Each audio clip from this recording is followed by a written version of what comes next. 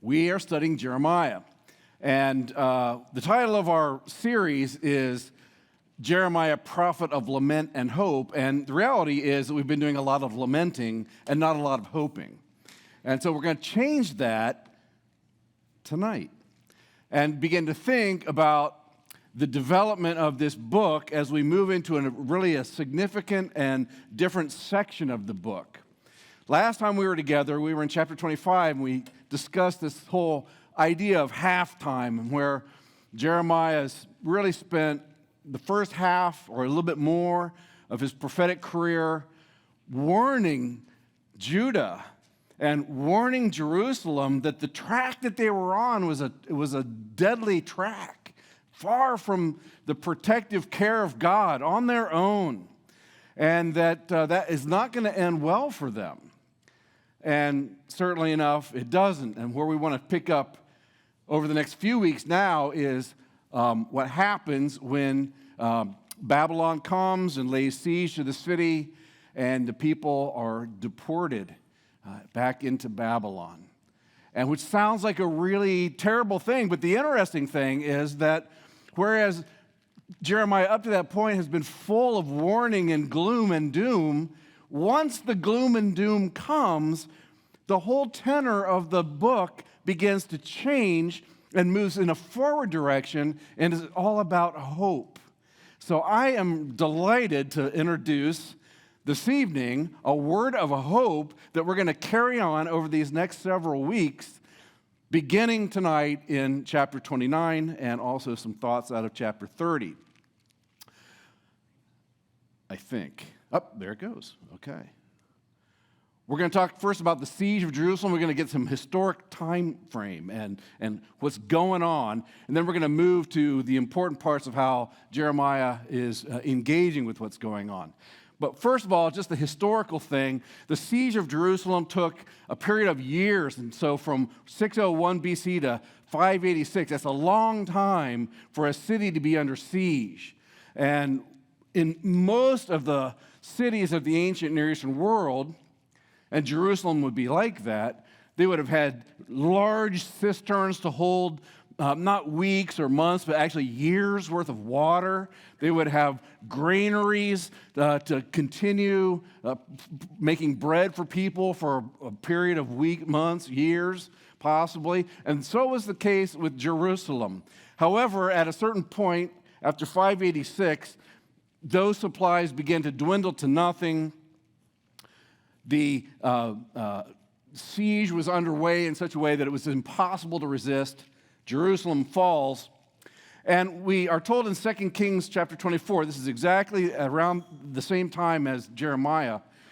It says, "At that time the servants of Nebuchadnezzar, king of Babylon, went up to Jerusalem and laid siege to the city. And he carried out all the treasures from the house of the Lord and the treasure of the king's house. Then he led away into exile 10,000 captives. No one remained except for the poorest of the people in the land." That's how the Bible describes this. And it's a terrific parallel to what the Babylonians themselves also said, because we have written record of it. We know from the Babylonian chronicles that are now in the British Museum, in the 7th year of Nebuchadnezzar, in the month of Chislev, that's like in the spring, the king of Babylon assembled his army, and after he had invaded the land of Hatti, he laid siege to the city of Judah. On the 2nd day of the month of Adar, he conquered the city and took the king, who's Jeconiah, prisoner. He installed in his place King Zedekiah of his own choice, and after he had received rich tribute, he went back to Babylon. Interestingly enough, so 10,000 of the noble family, the aristocrats of Jerusalem, are led off into captivity in chains. And we even have from the Babylonians a record of what that travel back to Babylon looked like. In a cuneiform tablet found not many years ago, it describes the food rations given to all of the exilees from Jerusalem who were being led back to Babylon, including the rations given to Jeconiah the king. So we are talking here about we're not gazing through the mists of legend and superstition and this kind of thing. We're talking about real history. These events actually occur. And what the Bible describes is exactly what the Babylonians themselves described about the historic unfolding of this event. But from the Bible's point of view, of course, that is the beginning of the story, not the end of the story. And so, if we look at the same event through a biblical lens, we can see something that is going to be very important for our ability to then begin to gaze into the future. 3 reasons why this event occurs from God's point of view. The first is the unfaithfulness of God's people to their covenant relationship with God. And by that we mean, as it says in Jeremiah 32, verse 35, they built high places to Baal, who is a nature god, a storm god of worship among the Canaanites. And he says that there in the valley of Ben Hinnom, to cause the sons and daughters to pass through the fire of Molech. Molech was a Babylonian god, a god of fire, who is worshipped through the offering of sacrifices onto his arms in this statue that have underneath it this incredibly hot flame. And so you throw the sacrifice into the arms of Molech, which happened to be human sacrifices, the sacrifices of the Jews' own sons and daughters. That's what he's describing here. Which he says, I had not commanded them, nor had it entered my mind that they should do this abomination to cause Judah to sin. Even God is aghast by the level of depravity to which his own people have sunk. Usually what follows this kind of unfaithfulness to God and that lack of spiritual center and ethical center then works itself out in terms of how do we deal with one another.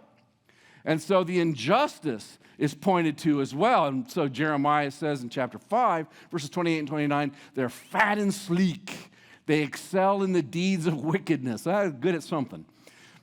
They do not plead the cause of the orphan that they may prosper. They do not defend the rights of the poor. Shall I not punish these people, declares the Lord? And so it's that injustice that is so hostile to the heart and mind of God. People created in his image who are being treated by God's own people simply as means to their own selfish ends. And God's like, that will not stand. That's not who I am, and that's not what I expect of anyone called by my name. And then finally, the fact that Israel, or Judah in this case, just continue to turn a deaf ear to what God was saying to them. We read in Jeremiah chapter 18, if that nation against which I have spoken turns from its evil, I'll relent concerning the calamity which I was to bring upon it. He says, oh, turn back, each of you from his evil way. See, it's not in the heart of God to judge in this temporal sense. That's not what God wants to do, but his justice calls for it. And so because he is moving toward people in love and care, he's warning them, what you're doing is a dead-end road. I will lift my protective hand from you. I will allow those nations who are hostile to you to aggress against you. If you don't, in your heart, recognize the injustice and the unfaithfulness that I've outlined for you, that you all know only too well yourselves. If you can't turn from that, be prepared. But if you do turn from that, we go back to this era of divine protection and care for his people. And that's the way Israel's history actually has unfolded for the 1,000 years before this event. Now, we read also from the same author, Jeremiah chapter 25, what we discussed last week. He says, I've spoken to you again and again, but you haven't listened. Yahweh has sent you all his servants, the prophets, again and again, but you haven't listened nor inclined your ear. So these are the 3 things that are really fundamentally wrong not just with the Jewish people of the late 7th century, but with human beings, generally speaking, with you and with me, with people who live today. 3 things: our unwillingness to recognize God as God and to subordinate ourselves to Him as His creation. The unwillingness to elevate the interests, the concerns and needs of others above our own, and therefore to treat people unjustly. And then to have a hardness of heart that justifies the unjustifiable to our own destruction. That's really a picture of the human dilemma. And now we want to know what happens next. How does God engage with a broken, alienated, dispirited people like this? So we want to focus our attention on the fact that God had given Judah 70 years as a sentence, as it were, of exile into Babylon. 70 years. Why 70? It seems like an extremely precise and odd number of years. But there's a reason for that. Jeremiah tells us in chapter 25, "Therefore thus says Yahweh, because you have not obeyed my words, this whole land will be desolation and a horror, and the nations will serve the king of Babylon 70 years." So there is exactly the description. But the Bible also provides for us the reason for why that 70 years, which goes all the way back to the book of Moses, the book of Leviticus, where we read in chapter 26 that the land, it says, will enjoy its Sabbaths, all the days of desolation while you're in your enemy's land. See, God knew, even as Moses is writing 1,000 years before this, where things are going. And so it says, all the days of its desolation, it will observe the rest which you did not observe on your Sabbaths while you were living on it. The Sabbaths. In the Hebrew, the word Shabbat means 7.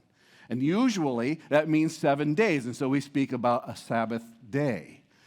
However, the way that is being used here in Leviticus is not a 7th day, but a 7th year. And so it was the teaching of Leviticus 25 and its parallels in the book of Deuteronomy that 6 years God would cause the land to prosper and that people would be able to reap their crops during all that time. But the 7th year would be a time where debts would be forgiven, where the land would lie fallow, and that people would just simply live off of the abundance that God had been providing them in the 6 years before that. And so it's really an act of trust in God and an act of economic justice in the sense that it's keeping Israel's society from fragmenting into a class-oriented, have and have-not-oriented culture, which was not God's intent. And so it seems that they, pretty early on, after they took possession of the land, abandoned the teaching about the Sabbath year. And God had not forgotten his teaching about the Sabbath year. And so he says, for every Sabbath year that you have turned a blind eye to, I have not, and it will get its rest. And so think about this. If there are 70 years of captivity in Babylon, how many years did they not observe the Sabbath law? Simple math. If it's every 7th year and they're gone for 70 years, 490 years. Got it? That's the end of our math lesson. There'll be no more of that. But that is the precision with which God had thought about this long before the event, so that no one would be taken by surprise when they're led off into captivity. And now the narrative switches to how do we live under these circumstances?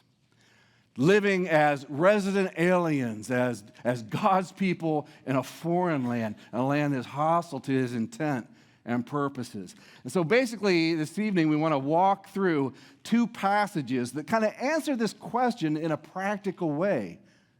How do we live in a world, in a place that we were not intended to live? A place that's broken and far from God. A place that's really committed to work against the very purposes of God in the world. How do we do that?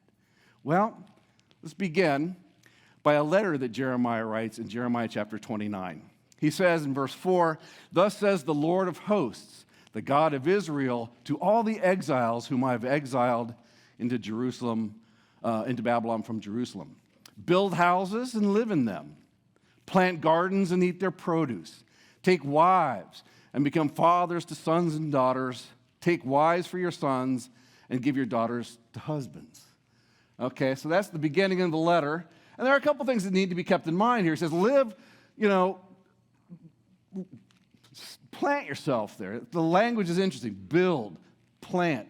In other words, to live among the people, and the specific people that he's replaced and people that he's referring to is a place called Nippur, which is just at the confluence of the Tigris and Euphrates River in what is today modern-day Iraq. Just about 40 miles north of that conjunction is an area with a city called Nippur. And we know that that's where the exiles were sent because Ezekiel mentions it specifically in Ezekiel 3, verse 15. And we know from Babylonian records as well that all of the other nations that were captured and destroyed by the Babylonians and where captives were sent back to Babylon just as the Jews had, were congregating in this area. This area which has been dug up through archaeological excavations. We know a fair amount about it. Very diverse, lots of backgrounds, and lots of people who are coming from these vanquished civilizations. And Jeremiah is saying, live there. Don't forget, God is still sovereign. It says, I have sent you into exile. It's not an accident. I haven't forgotten you or anything about you or my relationship with you, but I have sent you there. And it carries with it then that I think that caution against cynicism and of despair, to know that God is in control of the circumstance. He knows what's going on, and it is by his hand that we have been sent. And so God, in that sense, we have access to him. We can draw close to him because he has not abandoned us. There's not a hint of abandonment in this passage. Quite to the contrary. And so he says, build houses, plant gardens, take wives. In other words, to live life in the present. Your life's not on hold. 70 years would be pretty on hold. Pretty much beyond being on hold. I don't know what that would be. It would be the end of the life for everyone in that generation. That's what it would be. But to live your life in the present, a new normal. Do the things that you need to do to sustain who you are. And this is a picture actually taken from a refugee camp in northern Ethiopia where we were at just a few years ago. And they have been there now for more than a dozen years. And you can see now they're building schools. They have a little clinic there. There are little churches popping up in this refugee camp. When I read this passage from Jeremiah, I had to think about the Eritrean refugees who had flooded over the border into Ethiopia. That's exactly what they're doing. They're living life normally because to just live as though this is just so temporary, we'll just be here for a little bit or whatever, is to invite a crisis year after year after year when you're not returning. You've got to establish some sort of normality, otherwise circumstances will overwhelm you and you will become, as a society, as a culture, fragmented and crushed in that way. And so this is Jeremiah saying, you've got to stick with what's normal because you're going to be there for a while.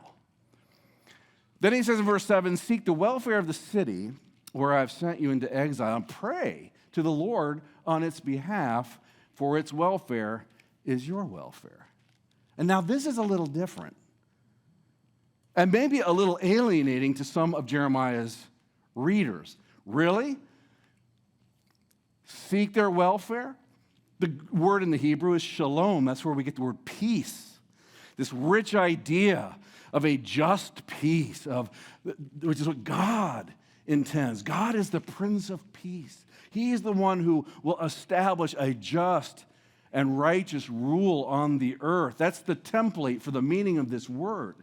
And so God's people, even in exile, are to be committed to the things that God is committed to, which is namely to build real justice and really right relationships among people in the world. And this is not just put out there as some sort of a abstract ideal either. Look at the language. He says, seek, pray. Peacemaking in this sense is an imperative. He's not saying it would be a good idea if. He's not saying that. He's calling them to it, to be peacemakers. And that is always what God has called his people to, as we have lived in contexts under the rule of the kingdom of this world, which is not the kingdom of God. In the first century, Paul, in writing to Titus, says this. He says, remind them to be subject to rulers, to authorities, to be obedient, to be ready for every good deed. 8 times in Paul's letter to Titus, this island place called Crete, Paul says, engage in good deeds. In other words, build that shalom, live that out. What does it mean? It means to malign no one, to be peaceable, to find solutions to our differences, gentle as opposed to abrasive and angry, showing every consideration for everybody.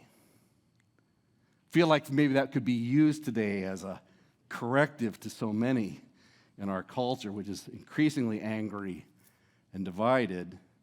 And the church, regardless of how we may look at things through whatever political lens we might, are still called by God to this perspective at the end of the day, to be peacemakers, to be ready for every good deed, to be able to engage in relationships with people that we may passionately disagree with, maybe we're angry with. Maybe some of these people are from places who have killed our family members in generations past. That's right. Nippur was a place where the Moabites and the Ammonites and all these other ites of the ancient Near Eastern world that are full of conflict with Israel over the centuries, they've all been deported to the same place. There's plenty of room for ethnic conflict, of massive distrust, of long memories. And the people of God are not to be that way. A couple of weeks ago, my wife and I were in Istanbul and then later in Sarajevo, where our daughter-in-law's family lives. And both of those places are rocked by the fact that they really represent the confluence of 3 tectonic plates. Ottoman Turks and their Islamic backgrounds, the Serbian Orthodoxy, and the Austro-Hungarian Roman Catholicism. And in this place, there is a legacy of hate that runs so deep for 1,000 years, it's just hard to describe. And they still remember to this day events that occurred. They have annual events commemorating grievances from 750 years ago. That explains a lot about what's happening in that region. And what Paul is saying, which is an echo of what Jeremiah was saying, is that that's not God's way.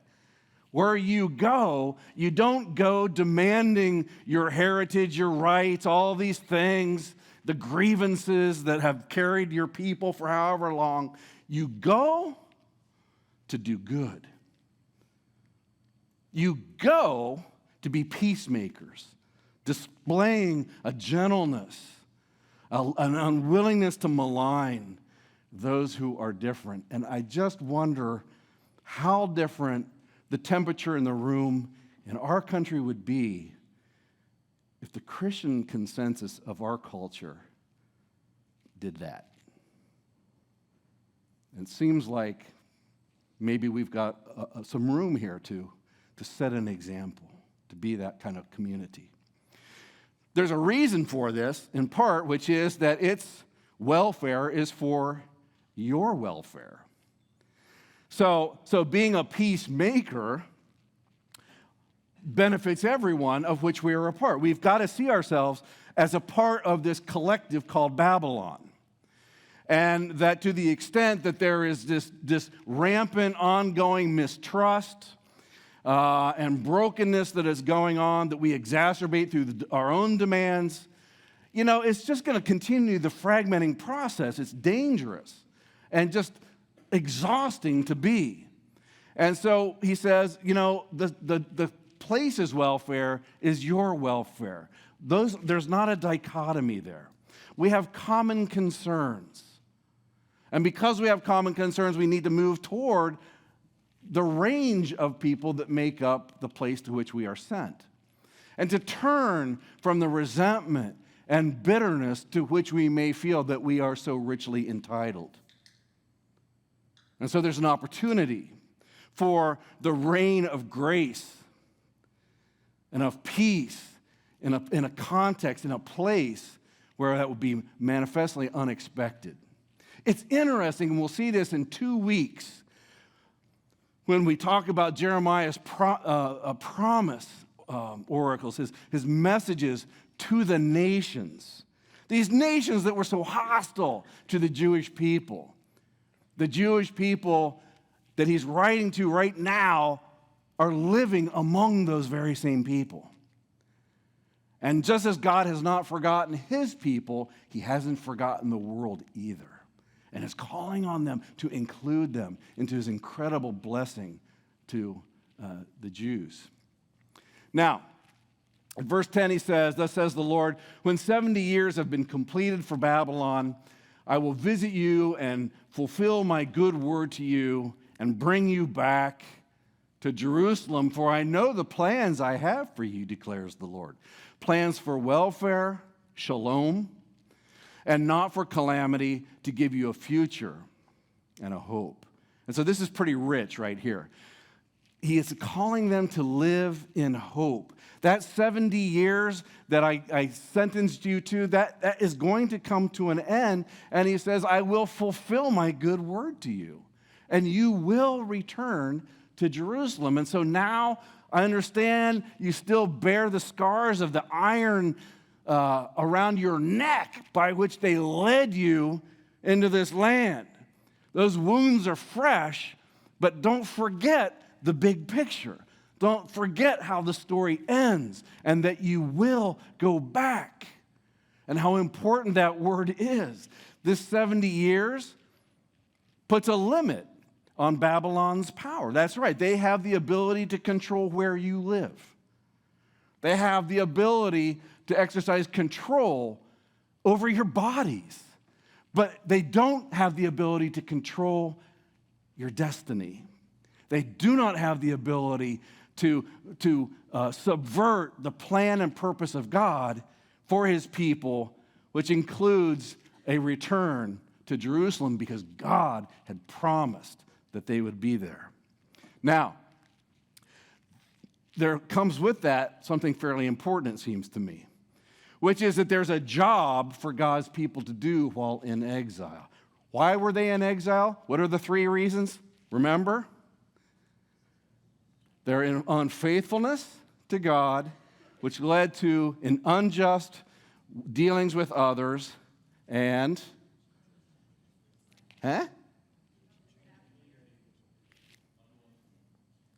unwilling to turn. Thank you. All right. I'm kind of deaf. Do you know that Israel, after the Babylonian exile, never struggled with idolatry again?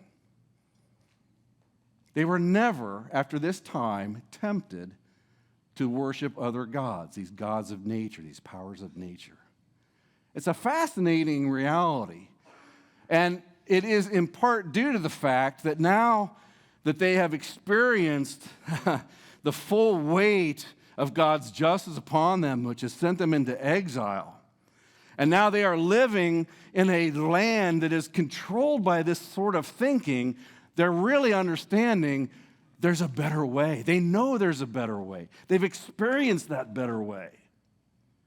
And so this generation of exilees was able to think not about their life situation. They knew that they would die here. They knew that most of their children would die there. But they're thinking beyond that to their children's children who will return. And some of the greatest representatives of God in the Old Testament, Ezekiel, Daniel, Haggai, are active working with this 10,000 person population during this time of exile, reminding them of the truth about God and His Word. And when they returned back to Jerusalem, they returned with a conviction that our change needs to be not some superficial, okay, God, we get it, but a fundamental change of the heart that X's out this whole toxic spirituality that led to us throwing our own children into the arms of Molech. There was a tremendous change in the spiritual constitution of God's people during this Babylonian captivity. And I think that that's an important thing for us to recognize. No matter our circumstances, the place that God has us, there is work to be done. And the work that this generation was willing to do to invest in their children and their children's children and to prepare them for their return was work that was well worth it, was significant, that was revolutionary in the life of Israel. And so that's how we live in hope. We return to the Word of God, and we understand the profound relevance of what God has said in the context in which we are living. Then there is this remembrance of who God is. He is the God of promise. I know the plans I have for you, declares the Lord. Plans for shalom and not calamity, to give you a future and a hope. Ours is the God of promise. So no matter what our circumstance might be, tonight, for you, and maybe you are struggling and maybe things are really hard in your life, still there is a God who is at work, who has issued promise to you, who has plans for you. Ours is the God of promise. Look what Isaiah says in Isaiah chapter 46, verses 10 and 11. He says, my purpose will be established. I will accomplish all my good pleasure. I call a bird of prey from the east, a man of my purpose from a far country. Truly I've spoken. Truly I will bring it to pass. I've planned it. Surely I will do it. There is a sovereign God. History is not determined by the chaos of human civilizations or human beings doing what human beings and human civilizations do. Oh, that's a part of the story, that's right. But even in our rebellion against God, He is at work establishing His purpose, His plan for the nations and for you. And so when He says, I have planned it, surely I will do it, He will do it regardless of how people are responding to Him. Oh, this truth comes together in the most powerful way imaginable in the cross of Christ. The freedom that God gives for human beings to rebel against God, to defy Him, to go their own way, even if that way involves the intent to murder God incarnate in the person of Jesus Christ. That's right. And yet, God uses that native hostility that human beings have for God to meet the most fundamental need in the life of the rebel, which is to die for the sin of people who are so far from him, for you and for me. You see, God didn't put the brakes on the Romans or the Jewish people as they both turned Christ over to be crucified, and then the command came down from the Romans to execute him. God had included that knowledge in his plan and used it so that you could be here this evening and hear this incredible news that God has a plan for your life. And it begins by being reconciled with him through Christ, who died the death that you and I deserve because of our rebellion against God, because we've gone our own way. And he's drawn us near to him through that substitutionary death. All he's asking for us to do is just to call out to him and say, yeah, I get it. I've gone my own way. I've run that ship right up into the reef, and I've taken plenty of people with me. I get it. And so I'm so grateful, God, that you're extending to me forgiveness and the opportunity to be reconciled to you, based not on anything I've done, but on what Christ has done for me. God is the God of promise.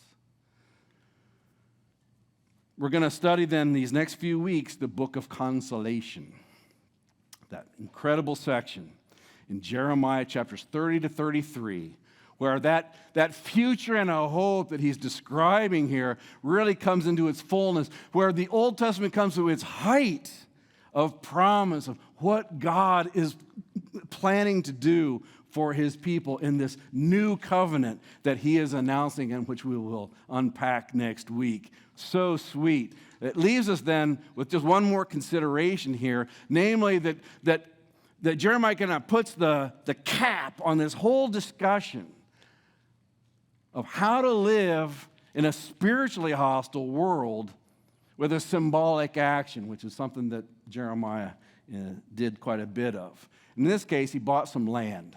It says in chapter 32, verse 9, I bought a field in Anathoth. That's where he's from. He bought it from Hanamet, my uncle's son, and I weighed out the silver for him, 17 shekels of silver. And so had to look something like that. This is conquered land. The Babylonians have laid this land under siege. They've destroyed cattle, buildings, people, everything. And so there it is. Prime real estate.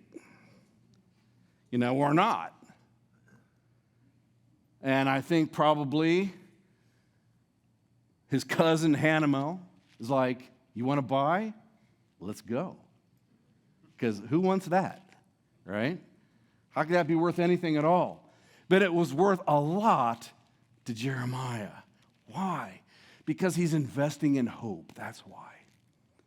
Because he is, as we used to say back in the day, putting his money where his mouth is. Put your money where your mouth is. You say you believe in a God who calls his people back to their country when it doesn't look like that at all, while they're living as political prisoners in an oppressive and enormously powerful empire, while our land has been totally laid waste, while we are completely defenseless. I'll take those odds, Jeremiah says. That's what I've been saying, and I'm all in. And so Jeremiah has given to us a picture of what we might call a BHAG. That's right, a BHAG. A big, hairy, audacious goal.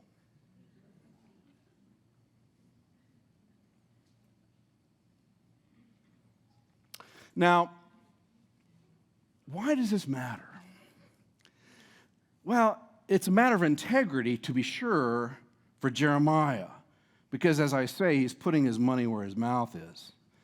But he's also a person who is wanting to invest tangibly in the hope that his entire life is based upon. And I think that this action is just deeply relevant to God's people here today. I think it's possible to lower our expectations for what God will do in our lives and through our lives to the world that he has placed us in. I think it's real possible to be just kind of numbed by the banality of life in 21st century America, the trivialities that seem to occupy our thinking, our plans. And what Jeremiah is doing is he's elevating that sense of purpose, a BHAG, a big, hairy, audacious goal that only God could fulfill. If you are living your life managing your affairs in such a way that you are in control, living according to your own resources and not beyond, you don't have a BHAG. You have a big, hairy, auspicious goal. You have something that is beneath what we can trust God for.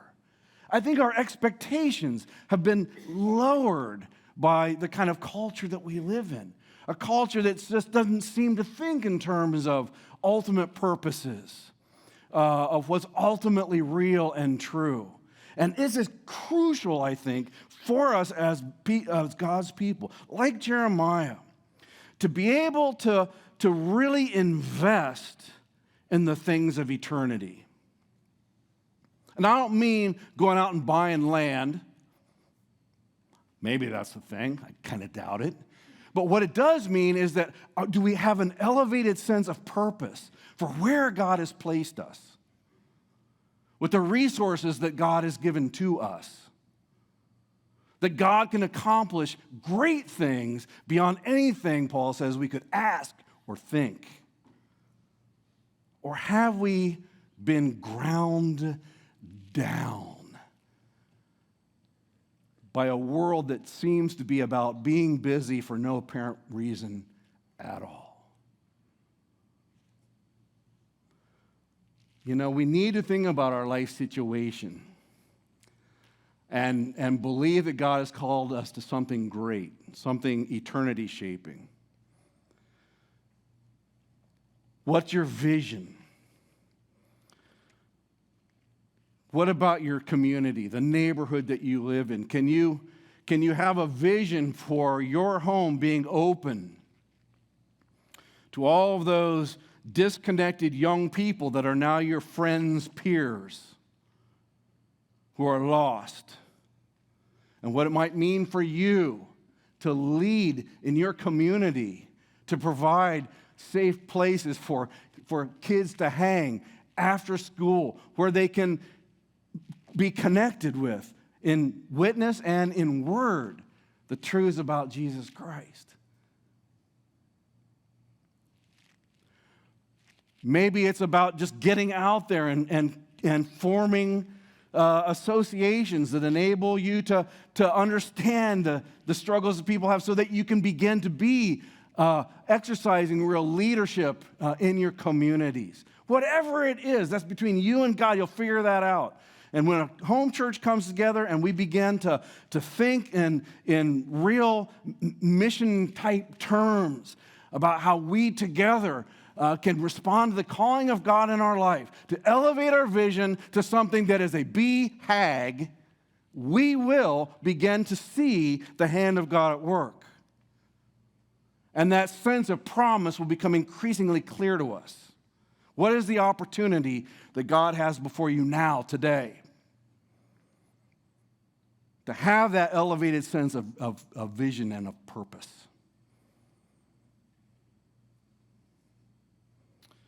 And if we're thinking this way, Now we're leadable. Now God is able to say, okay, here's a person who's really wanting something that only I can do.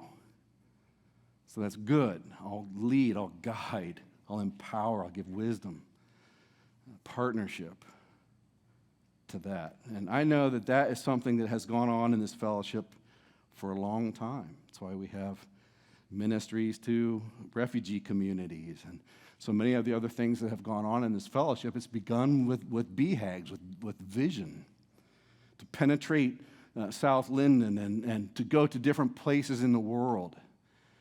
That's awesome. What about you?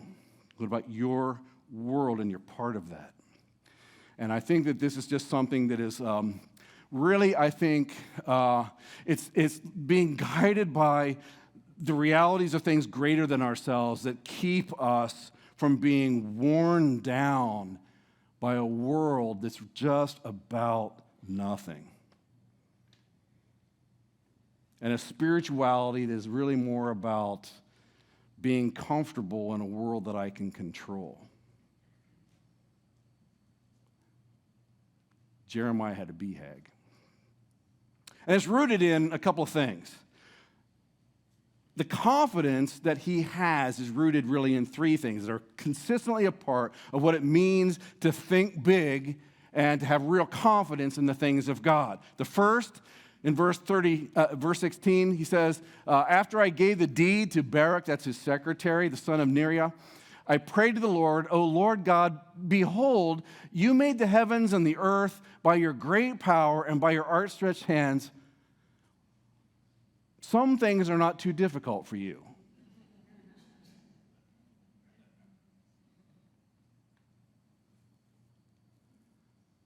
Nothing is too difficult for the Lord.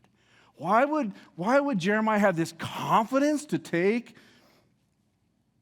pretty much all that he had to invest in land that couldn't even be occupied for 70 years? Because he knew of the omnipotent power of God. The creator of the heavens and the earth is invested in human life, in your life. The power that raised Christ from the dead is resident in you as a believer in Jesus Christ. That's a lot of power. Power is not what we lack as Christians to affect the purposes of God. We've got an eternal source of power to accomplish the things that he calls us to. In verse 18, he says, you show your loving kindness to thousands, but repay the iniquity of their fathers and their children, O great and mighty God. That's right. So there is this period of exile. God is a just God, but he is also, and primarily, and most centrally, a loving kindness God, a God of Hesed, as we discussed at some time last week. And so whatever it is that God is promising, whatever it is that God has called us to, he has the power to effect and the desire also to do good to you and through you to others, because that's what God is about. He is the God of love. Third, he says in verse 21, I brought your people, Israel, out of the land of Egypt with signs and wonders, with a strong hand and with an outstretched arm and great power, and you gave them this land, which you swore to their forefathers to give them, a land flowing with milk and honey. So what is he talking about here? He's talking about a God who is a redeemer. He bought his people out of slavery to the Egyptians and gave them to this land. That's what redemption means. It means to buy out of. They were slaves, and God sent them free. And Jeremiah is mindful of the fact that that same God, looking at his people in exile in Babylon, also have an exodus awaiting them. That's right. So that's why he uses the same language. God will remember his promise, and he will deliver you, and he will resettle you in the land, because God's love and God's power is directed to God's purpose for your life. And so that's, I think, pretty important. Those three things together the direction of God's will and purpose in your redemption, the motivation, his kindness and his love, and his ability to bring it about, his power, enables us to think supernaturally, to think and plan and purpose and invest in things beyond our capacity. And when we're together as a community and we're believing that these things are true, because God has said that they are true, and we have all of the resources of heaven, things begin to change. And when they change, there is an effect. He says in verse 43, fields we bought in this land of which you say, it is a desolation without man or beast given into the Chaldeans. This is just a piece of crap. No, verse 44, men will buy fields, sign and seal deeds, call witnesses to this land. In the cities of Judah and in the cities of the hill country and the lowlands and the Negev, I will restore their fortunes, declares the Lord. And when they go back, in that after those 70 years, what are they going to see? That land that Jeremiah bought. Dag. His people have been waiting there, saying, see, there it is. It's a witness to God's people. And so I think that this is really a sweet message that Jeremiah is sending to these people at this really devastated moment in their life, where they might be thinking in terms of licking their wounds, thinking about how bad things are, thinking about their suffering, wondering about their future. And I just think that what Jeremiah is doing here is just really setting it straight.